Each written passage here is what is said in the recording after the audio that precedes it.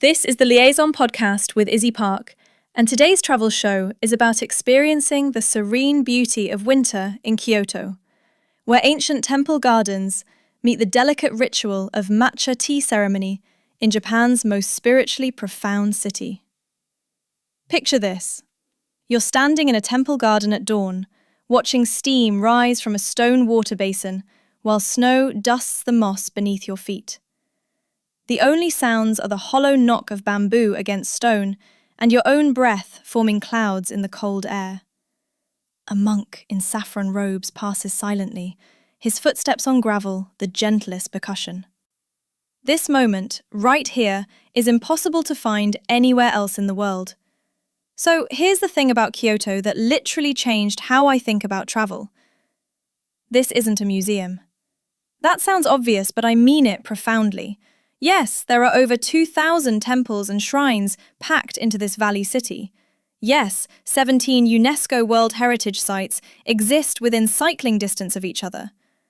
But what makes Kyoto genuinely unmissable is that everything still works. Buddhist monks still meditate in 800-year-old temples every morning. Geisha still study traditional arts for years before their debut. Craftspeople still make bamboo tea whisks using techniques their ancestors developed centuries ago. You're not watching a reenactment of Japanese culture. You're witnessing the actual thing, unbroken, threading from the past straight through to this exact moment. And winter? Oh my goodness, winter transforms Kyoto into something almost unbearably beautiful. While everyone obsesses over cherry blossoms in spring and autumn leaves in fall, winter travelers get the city's soul laid bare. The crowds vanish. Those famous gardens everyone fights to photograph? You might have them entirely to yourself at dawn.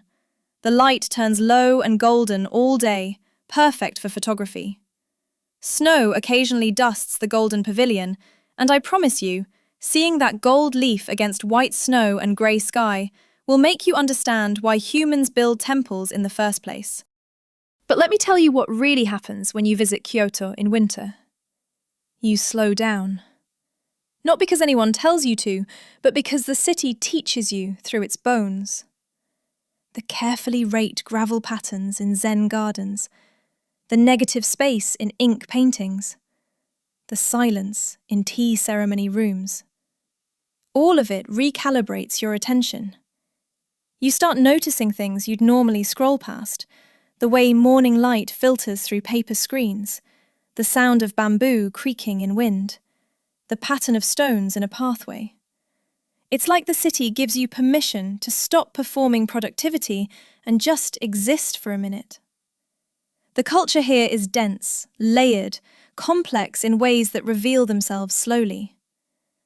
Kyoto served as Japan's imperial capital for over a millennium, from the late 8th century until the emperor moved to Tokyo in the mid-19th century. That's more than 1,000 years of aristocratic refinement, artistic development, and cultural accumulation happening in one place.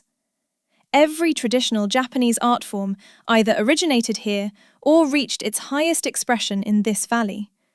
Tea ceremony, flower arrangement, traditional dance, no theatre, garden design, textile dyeing, ceramics, all of it. The city essentially became the keeper of Japanese cultural heritage while Tokyo modernized, which means Kyoto has this fascinating double identity. Ancient wooden townhouses stand next to convenience stores. Geisha hurry past salarymen. You can photograph a 1,000-year-old shrine and then grab exceptional coffee around the corner. Let's talk about what that actually feels like on the ground. Kyoto moves differently than other cities. Where Tokyo buzzes with electric energy and Osaka laughs loudly, Kyoto meditates. There's a measured quality to everything, an intentionality. Even the way people speak here is considered more refined than standard Japanese, softer around the edges. Now, you'll hear that Kyotoites have a reputation for being a bit proud, maybe even passive-aggressive in that extremely polite way where offering you tea means you've overstayed your welcome. But honestly, especially the younger generation and university students, They're genuinely warm and curious about visitors who show real interest. The street life here tells you everything. Early morning, you'll see locals visiting neighborhood shrines, offering quick prayers before work.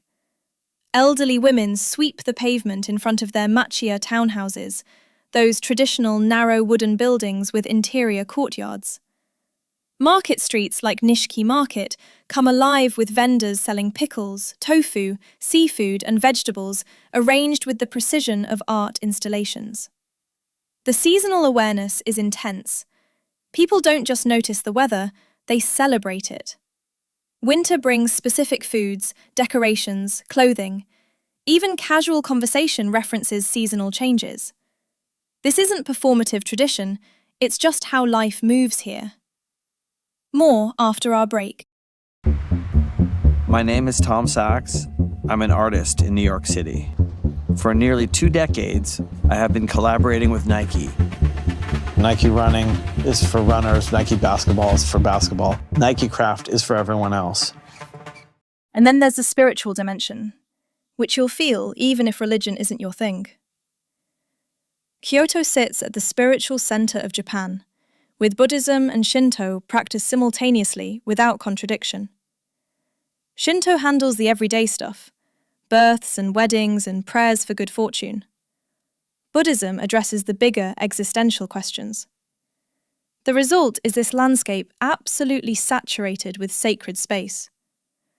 Torii gates mark the boundary between ordinary and holy ground. Fox statues guard prosperity shrines. Stone water basins offer ritual purification. The atmosphere inside these temples isn't dusty or lifeless. It's alive with centuries of devotion, meditation, incense, prayer. Something about that accumulated spiritual practice creates spaces that feel genuinely sacred, regardless of what you personally believe. Right, here's what you actually do in Kyoto. And trust me on this, the famous spots are famous for excellent reasons. Start with Fushimi Inari Shrine, where 10,000 vermilion torii gates create tunnels up the mountain. Most tourists photograph the lower sections and bounce, but if you commit to the full hike, about 2 hours up and around, you'll find yourself increasingly alone with fox statues and forest, and the orange gates creating this repeating frame that messes with your perception of distance and time. Go at sunrise if you can manage it. The morning light through those gates, maybe with winter mist clinging to the mountain, is the kind of thing that breaks your brain a little. Then the Golden Pavilion, Kinkakuji, which sounds like it might be tacky, gold leaf covering an entire 3-story building.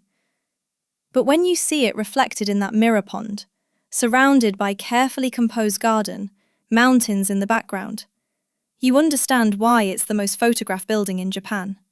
It's genuinely transcendent. The crowds can be intense, so arrive right when it opens or late afternoon in winter when tour buses vanish. Winter's bare trees and possibility of snow create this stark elegance that's somehow more powerful than lush green summer.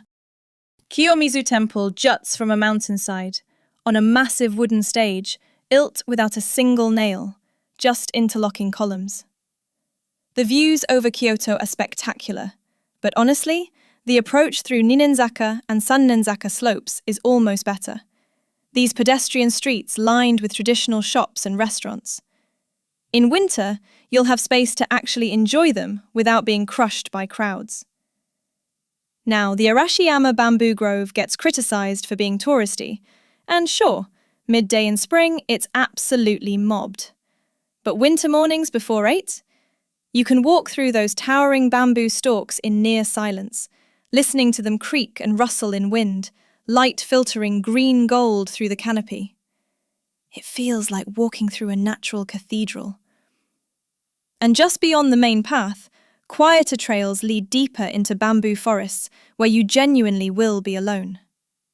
But honestly, the most powerful Kyoto experiences happen in the smaller, less famous places. Wander the Higashiyama neighborhood at dusk, through narrow lanes with traditional wooden architecture. You might spot a maiko, an apprentice geisha, hurrying to an appointment, her white painted face and elaborate kimono surreal against the modern street scene. Don't chase her with cameras, just witness the moment. That restraint, that respect, that's part of understanding Kyoto. Book a tea ceremony experience, even a casual one.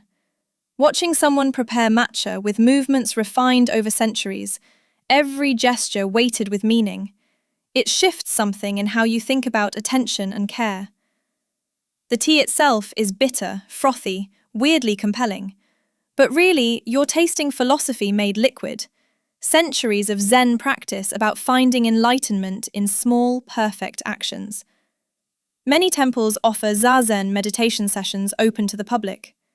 Sitting in a meditation hall where monks have practiced continuously for 700 years, trying to quiet your mind while your legs scream, it's simultaneously peaceful and challenging. You don't need to be Buddhist, you just need to be curious and willing to sit still. Building a new product? Temez Labs takes you from napkin sketch to the App Store. Trusted by Fortune 500s for quality, security, and speed. Book your free strategy session at temez.ai. And please, walk. Just walk. Get deliberately lost in neighborhoods like Pontoccio, this narrow alley running parallel to the Camel River, packed with tiny restaurants and bars. Or Nishijin, the textile district, where you'll still find weavers working traditional looms. The magic isn't just in the famous temples. It's in the vending machines next to ancient shrines, the way modern life and deep history occupy the same space without one destroying the other. Food in Kyoto deserves its own pilgrimage. This city has the highest concentration of 3-star Michelin restaurants per capita in Japan, but that almost undersells it. More after our break. The food culture here values seasonality and aesthetic presentation with religious intensity. Winter brings kaiseki, Japanese haute cuisine, to its peak. These multi-course meals aren't just food, they're edible art, representing the season through carefully chosen ingredients and presentation. Yes, it's expensive for the high-end stuff, but even casual restaurants approach food with similar care. You absolutely must try yudofu, tofu hot pot, which sounds boring and is somehow transcendent. Kyoto's water makes exceptional tofu, and simmering it in kombu broth with winter vegetables while sitting on tatami mats, it's simple perfection. For breakfast, find a traditional coffee shop, what's called a kisaten, where elderly proprietors brew coffee with the precision of scientists and serve it in delicate cups alongside thick toast. The Showa-era retro aesthetic, all dark wood and jazz records, creates a time capsule morning ritual. Nishiki Market, called Kyoto's Kitchen, stretches for several blocks under covered arcades. Here you'll find everything from preserved vegetables to octopus on sticks to handmade tofu. Sample as you walk. Try the pickles, which range from sweet to face-meltingly sour. Get fresh mochi pounded by hand. The market vendors have been feeding Kyoto for 4 centuries, and they'll enthusiastically explain their products despite language barriers. At night, Kyoto transforms. The city isn't known for wild nightlife like Tokyo or Osaka, but there's a sophisticated bar culture hiding in plain sight. Pontoccio and Gion have atmospheric yakitori joints where salarymen drink sake and grill skewers. University districts like around Kyoto University have more affordable izakayas, Japanese pubs, where students debate philosophy over beer and fried chicken. Hunt for the tiny cocktail bars tucked down alleyways where bartenders craft drinks with the precision of tea ceremony using seasonal Japanese ingredients. Here's what locals know that tourists often miss. The temples and shrines open early, but most visitors arrive late morning. Dawn access to major sites means you'll experience them in near solitude, which completely changes the feeling. The light is better anyway. Also, many smaller temples charge no admission and receive almost no visitors. Places like Honen Inn, with its thatched gate and raked sand gardens, offer the quintessential Kyoto experience without crowds or entry fees. I hope you have enjoyed our trip together. You can support the Liaison podcast by rating it 5 stars and pressing the follow button. Remember, travelling is not about finding yourself. It's about remembering who you've been all along.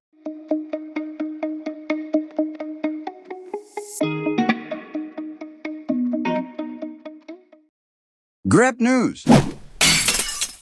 Thomas.